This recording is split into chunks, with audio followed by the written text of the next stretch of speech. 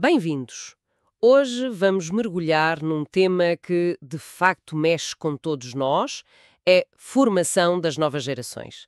Temos aqui um texto já de 2015 do Edson Zogby, chamado Educação é diferente de ensino. Uhum. É um texto curto, mas bastante direto, desafia algumas ideias feitas. A nossa missão aqui é explorar a fundo esta perspectiva do autor. Ele insiste muito numa separação rigorosa entre educação, mais no sentido da formação de valores, do caráter, e ensino, que seria a instrução formal da escola. Certo. Queremos perceber porque é que esta distinção lhe parece tão vital e o que é que isso implica para o papel que nós damos à escola. Ok, vamos lá tentar desembrulhar isto. À primeira vista, parece quase uma questão de palavras, não é? Educação, ensino. Mas o Zogby argumenta que confundir as duas coisas tem tido consequências profundas e, para ele, bastante negativas. De facto, o texto tem um tom muito assertivo. Nota-se que vem de uma convicção forte. E ele próprio diz que se baseia em décadas de experiência como professor universitário. São 26 anos, acho eu. Exato, 26 anos. Essa vivência no terreno, claro, deve ter moldado muito esta visão. E o tema em si, bem, é eterno, não é? O debate sobre onde acaba a responsabilidade da família e onde começa a da escola. É uma constante. Zogby não tem medo de marcar essas fronteiras de forma muito clara. E ele começa logo de forma muito direta. Diz que é má a confusão do termo educação com ensino. Sem rodeios. Para ele, esta confusão não é só um detalhe, é mesmo prejudicial. Como é que ele define, então, o que é educação para ele? Bem, Zogby limita a educação fundamental a um período muito específico, do nascimento até aos 7 anos. E a responsabilidade para ele é primária, quase exclusiva, dos pais ou dos cuidadores principais nesse período. Uhum. O foco aqui não são as letras ou os números, mas sim a transmissão de valores, o desenvolvimento do caráter. Aquilo que forma, digamos, a base da pessoa. Ele chama a isto o berço.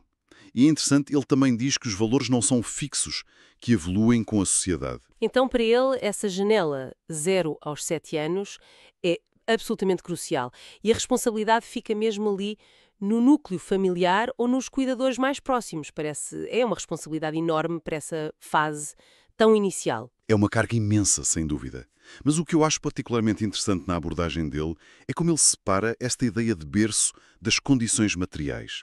Ele sublinha que ter um bom berço, e cito, nada a ver com condição financeira. Isso é importante. É. Quer dizer, a qualidade desta educação inicial não dependeria de ser rico ou pobre, mas sim da atenção, do cuidado, da consistência na formação de valores nesses anos. A presença humana, a qualidade de interação, isso é que seria o fator-chave, não o dinheiro. Isto só por si já desafia um bocado algumas ideias sobre desigualdade, não é? Pois é. E ele baseia isto na longa experiência dele no ensino superior. Como é que esses 26 anos, a observar alunos, levaram a esta convicção tão forte sobre o impacto do berço? Ele conta que ao longo da carreira na universidade se tornou nítido para ele como o berço de um aluno influenciava tudo, não só o comportamento académico ou social, mas, como ele diz, a totalidade da pessoa. A pessoa inteira. Exato. Ele descreve ter visto diferenças muito marcantes entre estudantes que traziam essa base sólida de educação de casa e aqueles que, na visão dele, não a tinham. Eram diferenças na forma como encaravam os estudos, os colegas, os desafios, no fundo, a postura perante a vida e o conhecimento. Para o Zogby, essa base pré-universitária era um diferenciador muito claro. E aqui é que a coisa fica mesmo interessante. E se calhar mais polémica. A afirmação dele, quem faz a escola é o aluno, não os professores ou os empresários. Isto vira um bocado do avesso o que pensamos sobre a qualidade do ensino, não acha? É, sem dúvida, a afirmação mais provocadora do texto. A implicação disto é radical, quer dizer, sugere que a qualidade que percebemos numa escola, o ambiente, a dinâmica, até o sucesso académico, são, em grande parte, um reflexo da matéria-prima. Da matéria-prima. Dos alunos que lá andam. Exatamente, ou seja, dependeria mais da bagagem da educação, no sentido que ele lhe dá, que os alunos trazem de casa, do que propriamente da excelência dos professores ou da modernidade das instalações ou da gestão escolar. Na visão de Zogby, a escola não constrói a fundação, constrói sobre a fundação que já existe, ou que não existe quando o aluno chega. Mas se levarmos essa ideia ao extremo, o que é que isso quer dizer para o papel dos professores? Ou para a responsabilidade da escola? Parece quase que lhes tira a responsabilidade. É uma leitura possível, claro, mas talvez não seja bem isso. Quer dizer, pode não ser tirar a responsabilidade, mas sim realinhar as expectativas. Se a base de comportamento e valores do aluno já está em grande medida definida antes dos 7 anos, então se calhar estamos a pedir demasiado às escolas e aos professores quando esperamos que eles, sozinhos, consigam compensar falhas muito profundas dessa formação inicial. Uhum. O papel do professor seria, então, mais focado no ensino, transmitir conhecimento, competências, métodos, sobre uma base que ele não criou. Isto levanta questões complicadas, não é? Como avaliar as escolas, os professores, só pela transmissão de conteúdos ou também pela capacidade de reeducar, de compensar o que o Zogby diz que era tarefa dos pais. Ele parece inclinar-se mais para a primeira opção. E essa visão explica então a crítica dele aos projetos de educação que ele viu ao longo do tempo. Ele diz que são ineficazes. Por que é que ele é tão negativo? Bem, decorre diretamente da ideia principal dele. Se a educação essencial acontece até aos 7 anos e é uma tarefa da família, então qualquer projeto que ponha na escola a expectativa de fazer esse trabalho depois está, na visão dele, condenado a falhar. Ele é muito claro nisto. A escola não substitui a atenção que uma criança abaixo dos 7 anos deve ter. Certo, tentar que a escola faça o papel do berço é, para o Zogby, pedir o impossível e desfoca a escola da sua verdadeira missão, que seria o ensino. É como, sei lá, tentar construir um prédio seguro em cima de alicerces fracos, ou que nem existem. O problema não está nos andares de cima, está na base. E ele reforça que isto não se aplica só à família tradicional nuclear, pois não. A questão não é quem dá atenção, mas que essa atenção exista nessa fase. Exatamente, ele faz questão de mencionar outros cenários. Orfanatos, creches, crianças criadas por avós, vizinhos. O ponto crucial para ele não é a estrutura familiar em si, mas a existência de alguém, um cuidador, ou vários, que dê essa atenção formativa, consistente, na primeira infância. Uhum. A escola, pela sua natureza, rácios professor-aluno maiores, currículos, a idade com que as crianças entram não está feita, nem está no tempo certo, para conseguir replicar essa atenção individualizada e focada na formação de base que o Zogby acha essencial nos primeiros anos. A frustração dele com o facto disto não mudar é quase palpável naquela metáfora. 2015 e parece que não saímos das cavernas. Sugere uma estagnação, uma falta de avanço na forma como olhamos para o problema. Sim, essa metáfora é forte. Revela um pessimismo grande sobre a nossa capacidade como sociedade de reconhecer e agir sobre esta distinção que ele acha tão fundamental. Implica que, apesar de tanta conversa sobre inovação pedagógica, reformas educativas, continuamos a falhar no diagnóstico principal, que para ele é esta confusão entre educar e ensinar, e a consequente sobrecarga da escola para resolver problemas que começam muito antes. Isto levanta aqui uma questão importante.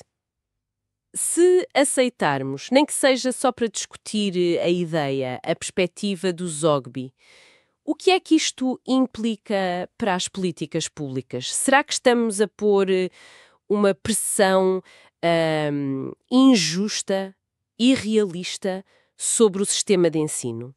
É precisamente essa a questão que o texto nos força a fazer.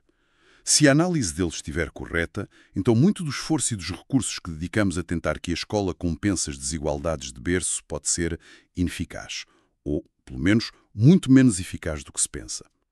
Uhum. Poderíamos estar a pedir aos professores e às escolas para resolverem problemas sociais profundos, com raízes na primeira infância, no ambiente familiar, tarefas para as quais eles não estão primariamente equipados. Isso podia levar a um ciclo de frustração. A sociedade espera resultados que a escola, segundo esta visão, não consegue entregar. Daí as constantes reformas que, se calhar, atacam os sintomas e não a causa raiz que o Zogby identifica. Mas perante este diagnóstico, o Zogby não fica só na crítica. Ele avança com sugestões sobre como os recursos deviam ser usados. Se a educação de base é tão crucial e acontece antes da escola, onde é que devia ir o dinheiro público, na opinião dele? A proposta dele é muito coerente com a argumentação. Ele defende que, se há preciso investimento público na área da educação, no sentido dele, formação 0-7 anos, Então esse dinheiro devia focar-se no ensino para esses pais, bem como os futuros pais. Ah, interessante. Ensinar os pais a educar. Basicamente, sim. A ideia é capacitar os cuidadores, os atuais e os futuros, para que possam desempenhar melhor essa função educativa primordial.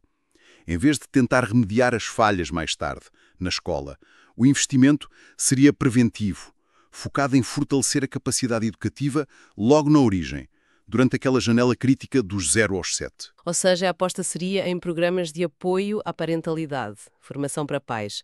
Talvez intervenções mais cedo junto de famílias que precisem mais. Zogby não entra em grandes detalhes sobre os mecanismos exatos, mas a direção é essa. Se ligarmos isto ao panorama geral, a lógica é intervir na fase que ele considera decisiva, apoiando e formando quem tem a responsabilidade principal pela criança nesse período. A ideia por baixo disto é que, se essa base for sólida, a criança estará mais bem preparada para aproveitar o ensino formal, independentemente da escola onde andar depois. Reforça aquela ideia dele de que quem faz a escola é o aluno. Exatamente. Um aluno bem educado, no sentido dele, terá mais sucesso em quase qualquer escola razoável. O investimento seria, portanto, na qualidade dessa matéria-prima que chega à escola. E quanto ao financiamento do ensino, aquele que acontece na escola, qual é a sugestão dele para esses recursos? Aí a proposta muda de alvo. O dinheiro para o ensino formal deve, segundo ele, ser aplicado na modernização. Modernizar os conteúdos que se ensinam, ele acha que também devem ser mais modernos para acompanhar a evolução do conhecimento, as necessidades da sociedade. Certo. E modernizar também a forma como esses conteúdos são transmitidos. Ele diz a forma mais moderna de dar os conteúdos e acrescenta a importância de praticá-los, o que sugere talvez métodos mais ativos, mais aplicados, menos expositivos e mais experienciais. Parece que ele desenha aqui uma separação muito clara de objetivos para o investimento, quase como dois sistemas a funcionar em paralelo com focos diferentes. Exatamente. A proposta dele cria uma fronteira nítida no investimento público. Por um lado, um investimento na fundação, na educação primordial, através do apoio e capacitação dos pais e cuidadores, uma intervenção mais na esfera familiar, comunitária. Por outro lado, um investimento na superestrutura, no sistema de ensino formal, direcionado para atualizar currículos, métodos, tecnologia nas escolas. É uma abordagem que procura otimizar os recursos, aplicando-os onde ele acredita que terão maior impacto, sempre de acordo com aquela distinção fundamental dele entre educar e ensinar, atacar o problema em duas frentes bem definidas. Então, o que é que isto tudo significa? Se tentarmos resumir a mensagem central que o Zogby nos deixa neste texto, parece ser um apelo muito forte para que a sociedade reconheça e valorize a diferença crítica entre a formação de base, que acontece nos primeiros anos, em casa ou com cuidadores, a educação, e a instrução formal que vem depois, na escola, o ensino. Sim. E, crucialmente, que se aceite que a qualidade da primeira condiciona e muito a eficácia da segunda. É essa a essência, sim. A perspectiva de Zogby desafia mesmo de frente a narrativa, talvez dominante, de que a escola é, ou devia ser, o grande igualizador social e o principal motor da formação da pessoa. Ele argumenta que as fundações mais importantes são lançadas muito antes da entrada na escola formal. E que a estratégia de esperar que a escola compense ou corrija falhas nessas fundações é não só ineficaz, mas também um desvio de recursos. Recursos esses que poderiam ser mais bem empreentes na origem, no fortalecimento dessa base primordial. Ele lembra-nos constantemente que a capacidade de um aluno para aprender, para prosperar no sistema de ensino, pode depender enormemente da educação que recebeu nos primeiros anos de vida. Sem dúvida. E as implicações disto para as políticas públicas são potencialmente enormes. Se esta visão fosse levada mais a sério, poderia justificar uma reorientação significativa de prioridades e de investimento. Poderíamos ver um foco muito maior no apoio à primeira infância, em programas de parentalidade positiva, no fortalecimento das redes de apoio a famílias e cuidadores. Reconhecendo formalmente essa fase como crítica. Exatamente, como absolutamente crítica para todo o percurso educativo e de vida que segue. Poderia significar passar de uma lógica que é muitas vezes remediativa, na escola, para uma lógica mais preventiva, focada na base familiar e comunitária. Claro que isto também levantaria outras questões sobre o papel do Estado na esfera familiar, mas a provocação do Zogby obriga-nos a pensar nessas alternativas. E deixa-nos aqui a pairar uma questão final, que sai diretamente disto tudo. Considerando esta ênfase quase exclusiva do Zogby na janela dos 0 aos 7 anos e no papel primordial primordial dos pais ou cuidadores nessa fase de educação? Que tipo de mecanismos ou abordagens sociais poderiam ser mesmo eficazes para valorizar e apoiar esta fase crucial? Como é que, enquanto sociedade, poderíamos reconhecer, na prática, não só no discurso, que esta educação pré-escolar é diferente do ensino formal, mas que é absolutamente fundamental para o sucesso que vem depois, nesse mesmo ensino, e para formar cidadãos mais completos, mais preparados? Fica a reflexão. Boa pergunta.